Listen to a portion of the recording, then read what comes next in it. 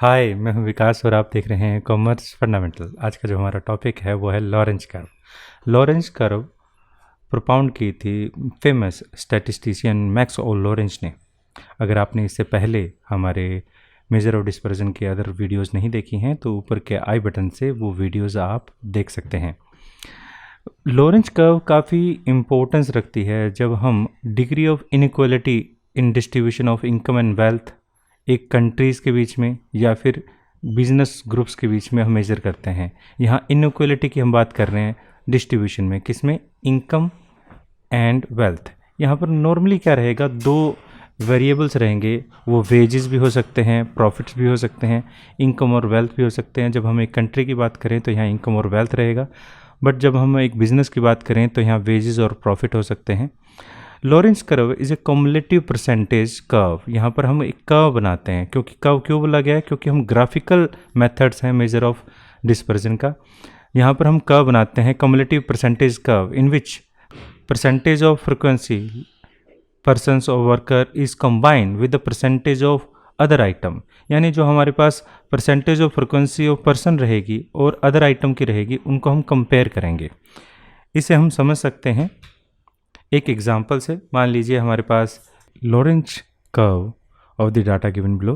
हमें एक Lorentz curve यहाँ पर ड्रॉ करनी है। सबसे पहले डाटा दिया गया है इनकम और पर्सन का, तो हम यहाँ पर जो इनकम दी गई है उसको एज इट इज़ पहले लिख लेते हैं। तो इनकम और पर्सन हमने यहाँ इस टेबल में लिख लिए हैं। पर्सनस जो हैं 80, 70, 50, 30 और 20 हैं। अब हम सबसे पहले क्या करते हैं, कम्युलेटिव इनकम कैलकुलेट करते हैं। कम्युलेटिव इनकम कैसे? सबसे पहले 100, इस 100 में ये 200 ऐड करेंगे और फिर इस 300 में 400 ऐड करेंगे और इस तरह से 400 में 500 ऐड करेंगे, 700 में, और आखिर में 800 ऐड करेंगे। इसी तरह हम 80 में 70 ऐड करते हैं, फिर 50 ऐड करते हैं, फिर 30 ऐड करते हैं, फिर 20 ऐड करते हैं। अब हमें कैलकुलेट करना है परसेंटेज। ये परसेंटेज जो होगा वो इनकम का होगा और यहाँ पर परसेंटेज हम पर्सन्स का कैलकुलेट करेंगे। तो इनकम का कैलकुलेट करते वक्त कैसे रहेगा, यानी कम्युलेटिव परसेंटेज का मतलब कैसे रहेगा कि जो पहले 100 है इसको हम 2000 से डिवाइड करेंगे और 100 से मल्टीप्लाई करेंगे, तो ये हमारे पास 5% आता है। इस तरह से 300 को आप 2000 से डिवाइड करोगे और 100 से मल्टीप्लाई करोगे तो ये 15% वैल्यू रहेगी। इस तरह से 700 को 2000 से और 100 से मल्टीप्लाई करें तो ये 35% वैल्यू रहेगी। ये सभी वैल्यू परसेंटेज में है।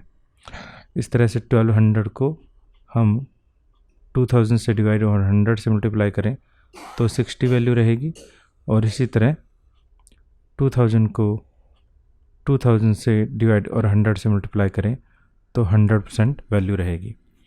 ये रहा हमारा कम्युलेटिव परसेंटेज इनकम।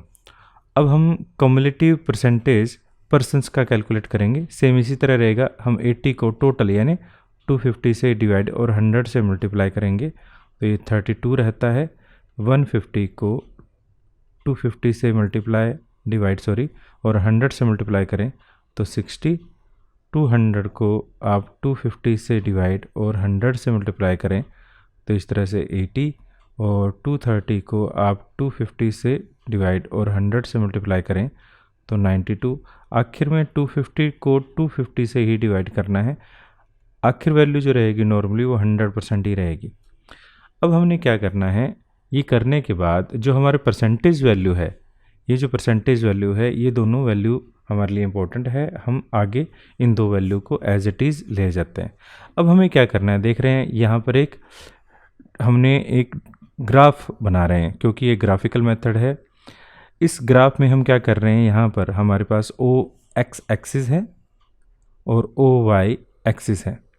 ओ एक्स एक्सिस पे हमने परसेंटेज ऑफ पर्सन्स लिया है, यानी ये वाली बात, और दूसरा हमने परसेंटेज ऑफ इनकम जो है ओ वाई एक्सिस पे लिया है। तो देखिए जब हमारी इनकम 5 थी तो हमारे जो पर्सन्स थे वो 32 के करीब थे। 32 मैं इधर ले लेता हूँ।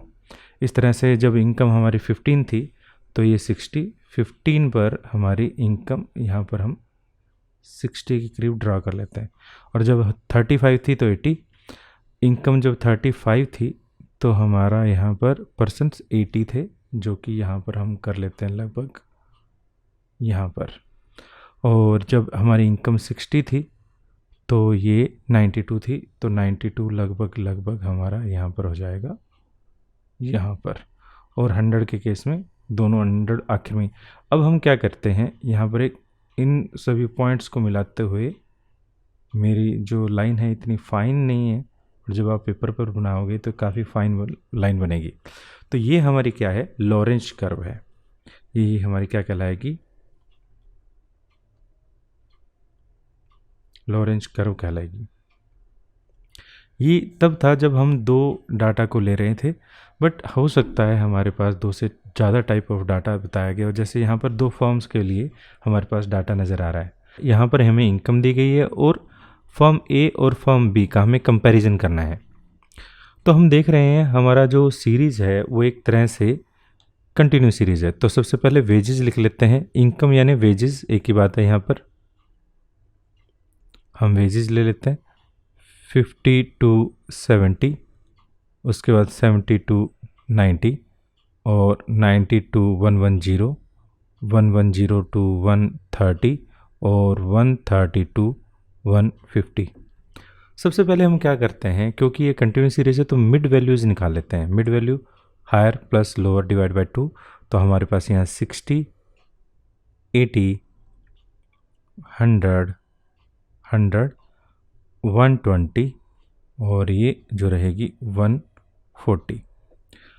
अब हम कॉम्युलेटिव वेजेस निकाल लेते हैं। कॉम्युलेटिव वेजेस यानी 60 प्लस 80 करें तो हमारे पास 140, प्लस 100 करें तो यहाँ 240, और प्लस 120 करें तो यहाँ 360, प्लस 140 करें तो ये वैल्यू जो रहेगी वो 500 हो जाएगी। अब हम क्या करते हैं, कॉम्युलेटिव परसेंटेज निकाल लेते हैं किसके, वेजेस के। तो 60 डिवाइड बाय 500 मल्टीप्लाई बाय 100 करेंगे तो जो वैल्यू रहेगी हमारे पास 12% रहेगी। इसी तरह 140 डिवाइड बाय 500 मल्टीप्लाई बाय 100 करें तो ये रहेगी 28। 240 डिवाइड बाय 500 मल्टीप्लाई बाय 100 करें तो ये 48। 360 डिवाइड बाय 500 मल्टीप्लाई बाय 100 72 रहेगा, और ये 100%। अब फर्म ए का हमें जो टोटल कम्युलेटिव करना है, सबसे पहले हमारे पास यहाँ पर हम जो वैल्यू थी हम वो ले लेते हैं, नंबर ऑफ पर्सन्स। यहाँ पर नंबर ऑफ पर्सन्स 20 थे, यहाँ पर एक कॉलम और बना देते हैं हम यहाँ पर, या फिर यहाँ पर थोड़ा सा आगे पीछे हो गया। चलो, हमारे पास 20, 15, 20, 25 और 20 है। हम कम्युलेटिव वैल्यू को यहाँ लिख लेते हैं आगे लिखने की बजाय। जो कम्युलेटिव वैल्यू रहेगी हमारे पास वो रहेगी 20 प्लस 15, तो रहेगी हमारे पास 35, प्लस तो हमारे पास ये जो वैल्यू रहेगी वो रहेगी 55, और फिर 25 80, और 20 100। अब परसेंटेज निकालें तो 20 डिवाइड बाय 100 मल्टीप्लाई बाय 100 करेंगे तो ये 20% रहेगा। इस तरह से 35%, 55%, 80%, और लास्ट में 100%। इस तरह फर्म बी का तो हमारे पास परसेंटेज ये थोड़ा सा आगे पीछे सारा ही हो गया। हम सबसे पहले क्या करते हैं, कम्युलेटिव परसेंटेज, ये कम्युलेटिव परसेंटेज नहीं था, ये अबो आइटम था, हमारे पास पर्सन्स थे। यहाँ पर हम पर्सन्स ले लेते हैं, यहाँ पर हम कम्युलेटिव टोटल ले लेते हैं, और यहाँ पर हम कम्युलेटिव परसेंटेज। तो पर्सन हमारे पास 150, 100, 90, 110 और 50।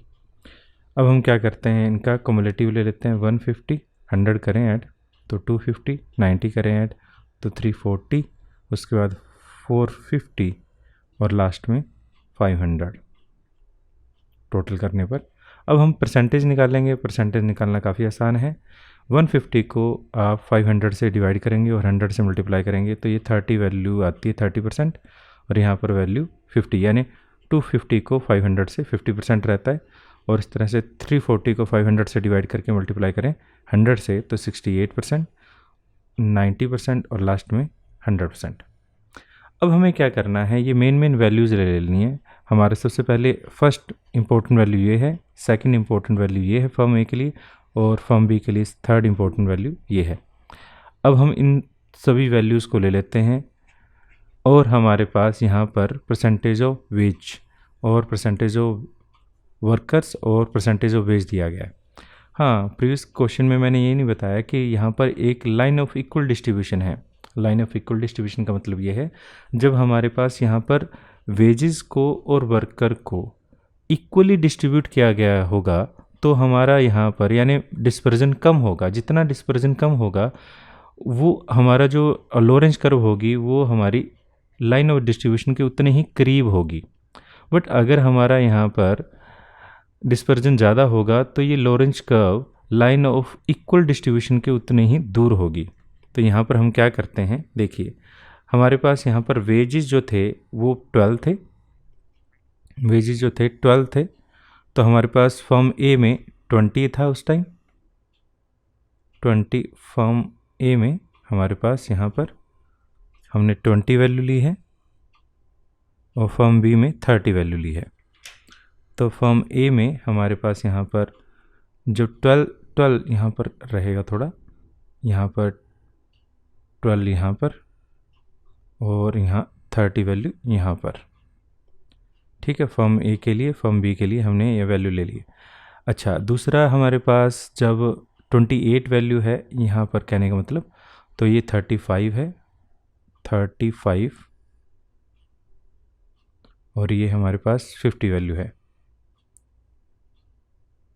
इस तरह से हमारे पास फर्स्ट का एक का ये चली है, बी की मेरी लाइन इतनी ज़्यादा फाइन नहीं है बट आप जब लाइन ड्रॉ करेंगे काफ़ी फाइन होगी ए फर्म के लिए। अब हमारे पास 48 में 48 यहाँ पर है तो ये 55 है, 55 यहाँ पर हो जाता है करीब करीब यहाँ पर, और ये जो वैल्यू है वो 68 है, 68 लगभग यहाँ पर हो जाएगा।